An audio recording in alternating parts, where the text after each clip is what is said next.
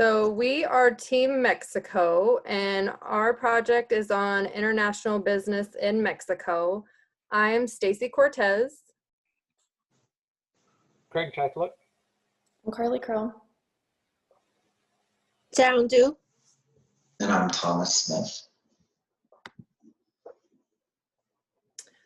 The definition of globalization is the trend towards greater economic, culture, political, and technical interdependence among national institutions and economics.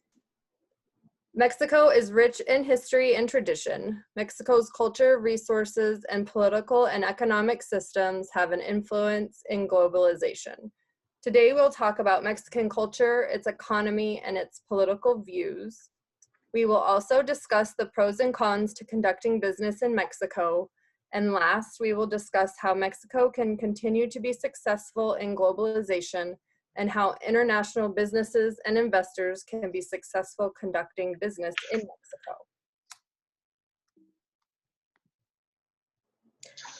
Mexico has a strong culture that is shown through their amazing food, their national celebrations, and the unwavering temperament of its people. Mexico came to be in the early 18th century after they won their independence from Spain, but they still dealt with many internal conflicts until after the Mexican Revolution. Mexican values and behaviors have considerable overlap with traditional values one would think of, but by far their largest key value for their society is family. It's always important to include not just your immediate family, but extended as well, whether it's just to share information of what's going on or getting together at one of their many celebrations and events. And with family being the core value for their society, you also see it in the workplace as well.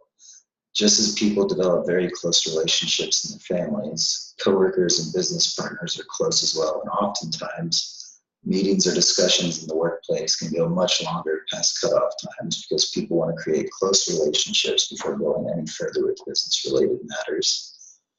Generally, deadlines or scheduled meeting times are just used as an estimate rather than a hard cutoff time because of this. There are still some more traditional norms that Mexico has with regards to business, one of them being that people are very aware of socioeconomic status, and the level of business someone is in should be reflected with regards to their choice of location for a meeting.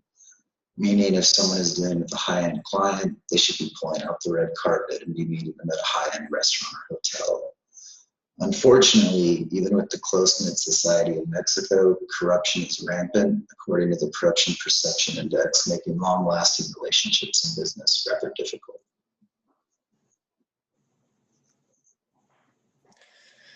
So when we talk about resources in Mexico, we know that they rank top 10 of global minerals. So they have gold, silver, copper, zinc, and oil and coal.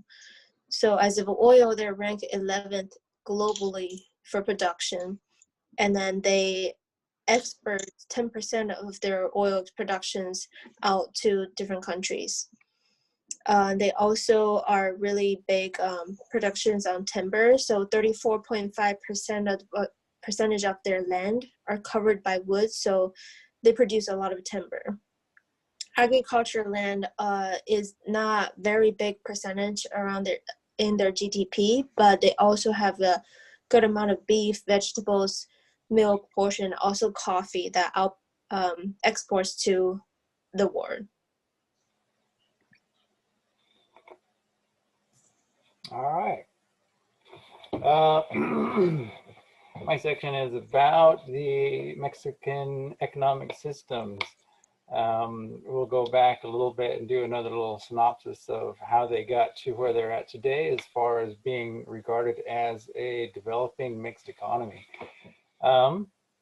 As mentioned a little bit ago, it all kind of started with the Mexican War and as they gained their independence from Spain back in right around 1820. This has left a very stagnant economy until about the 1870s, when tariff and tax reforms helped grow the mining industry. And as well, as mentioned earlier, there was quite a bit of political instability, which led to a reduction in investment from outside investors because of the political unrest within the country. That all changed in the 19th century, late 19th century, when there was political stability brought back to the nation, social peace, and this led to capital investment from foreign investors. Beginning of the 20th century, there were major gains to the economic system due to transportation and communication upgrades. Then they went through the Great Depression and actually didn't impact them nearly as much as some of the other countries that were a little bit more developed. Structural and political reform led to the building and the creation of infrastructure and a national railway funded by the petroleum industry. And through the 70s, there was quite a bit of government mismanagement of funds, both fiscal and monetary, which led to an economic downturn until the 1990s, which the government became a little bit more fiscally and monetary disciplined with their spending and structured reform. The current day, the Morgan Stanley Capital Investment Emerging Market Index ranks or defines Mexico as an emerging market, or our book might define it as a developing economy.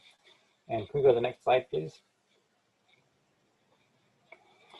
A mixed economy or a market economy. A mixed economy is defined as a little bit of free market and a little bit of government ownership as far as what's going on within the economy. And the good examples of that are going to be Pemex, which is a federal oil company that is owned by the government, and Mexico's rail system that is subsidized and are highly subsidized by the government.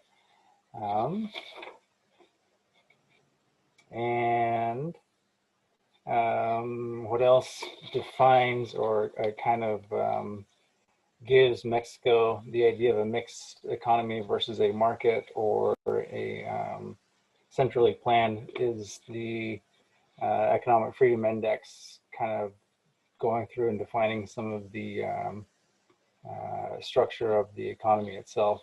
The property rights are protected but weakly enforced. There's quite a bit of corruption, as mentioned earlier. The government size is pretty decent. They have decent taxes. Government spending allocates a fair amount of their GDP. They are fairly efficient with their fees and permits. But again, there is a big uncertainty about the enforcement of that. But they do highly prioritize freedom of trade. There are nearly 90 trade agreements with up to, I think it's like 46 different nations.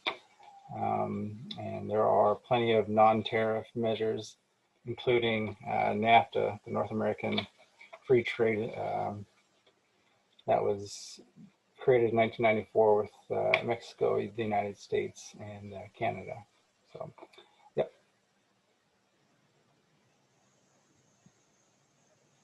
Okay, so Mexico has been around for a long time and their political framework kind of mirrors their history. So for thousands of years, Mexico is split up between the Mayan and the Aztec civilizations until 1521, when the monarchy of Spain declared Mexico as New Spain, and they ruled Mexico for about 300 years until 1821, ending in the Mexican War of Independence. And once Mexico became an independent country, they established themselves as a federated republic. However, it was very unstable for Mexico for the next, 100 years or so, and it ended with the Mexican Revolution after a 30-year dictatorship from Porfirio Diaz. And with that Mexican Revolution came the Constitution of 1917. And this is really important because it sets the framework for what Mexico currently looks like, and that is under a constitutional republic. And Mexico's political framework is very similar to that of the United States in the sense that they have a judiciary branch, an executive branch, and a legislative branch. And they all they follow that checks and balances system where they keep each other accountable and one is not supposed to get more powerful than the other. They have legislative bodies and they have a president, and everything is very similarly structured to what we see in the United States. The current political atmosphere is still pretty inconsistent. There are 4 major parties in Mexico. And the sole party for a long time was PRI, which is the Institutional Revolutionary Party. They were the sole party until 1939 with the introduction of PAN, the National Action Party. There are 2 other really popular parties that have emerged in the late 80s and 90s, the Democratic Revolutionary Party, or PRD, and Morena, which is the National Regeneration Movement. The current president is actually, as you can see on this slide, is Andres Manuel Lopez Obrador, and he is the first president to rule under the Morena party. And so because PRI has been so prevalent, there's been a lot of talks of, there's been a lot of talks of the instability and corruption because that one party ruled Mexico's political system for so long. But under this new president, they're working on increasing transparency and the public's perception of politics in Mexico. And as for global relationships and just the policies that you see with Mexico, protecting Mexican citizens abroad is their current focus on their foreign policy. Transparency in their diplomacy is also an important focus as the current administration is trying to still open up visibility so people will trust in their elected officials again. They also spend a lot of time focusing on their relationships with the United States, which makes sense because they're the immediate neighbors to the north and the United States is a global and economic powerhouse. And they have 80 embassies, 69 consulates, and 6 missions worldwide. Another important thing to note are the different strategic alliances that Mexico is a part of.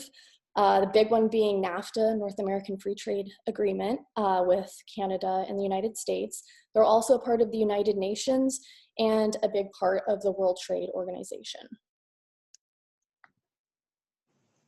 So next we're going to talk about doing business in Mexico, the pros and cons. So first comes the pro, the most obvious one is the location. Since Mexico is right below US, so it has the same time zones compared to the ones that US might deal with, like Asian countries or Middle Eastern, they have very different time zones. It is, we're on the same time zone with corresponding time. So that makes it very easy to communicate with other business who are operating in Mexico. And the next is the skills and infrastructure. So there are already a lot of big companies that are operating in Mexico, like Coca-Cola and so many others, that all the infrastructure is already built. So they're very familiar with working with us, the companies in US. And the number 3, the pros, is the free trade access. As we talked about it earlier, there are many free trade agreements that Mexico has, like EU, Japan, Pacific Alliance, Central America, and then it gives Mexico 60% of world's GDP access. And then from research, it says that there are 14 free trade agreements across 50 different countries, which that opens a lot of doors for a lot of business. On the other hand, the cons of doing business in Mexico, first is criminality. That's like the first one that most people think about. There are a lot of drug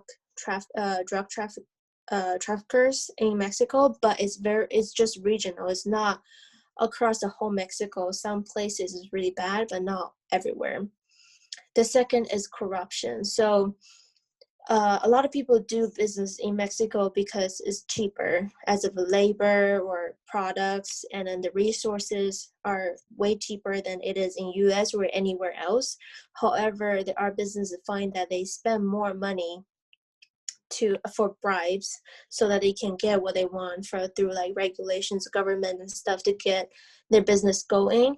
So that's another con. And then the third one we have here listed is Spanish as official language. So there are a lot of other countries that they already using English as their official language, so that you don't have to translate your business documents. You can go to the government and process your documents without being translated. However, in Mexico, they're still using Spanish as their official language. That means you have to translate everything into their language, and then you have to have interpreters, or you have to know the language in order to do business there.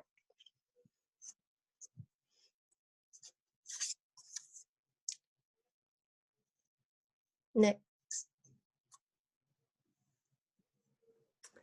So Mexico is a very promising country for international business opportunities and investments for other foreign countries. The path to success can be challenging. For a country to be successful in conducting international business in Mexico, it takes a lot of knowledge of Mexico's culture, politics, and economics. So at times, Mexico has been known for its bad reputation, like we just said, when it comes to crime and corruption. So one way for them to overcome that is to continue rebuilding their infrastructure and improving their economic policy and reform. These improvements will help make Mexico more appealing to international investors.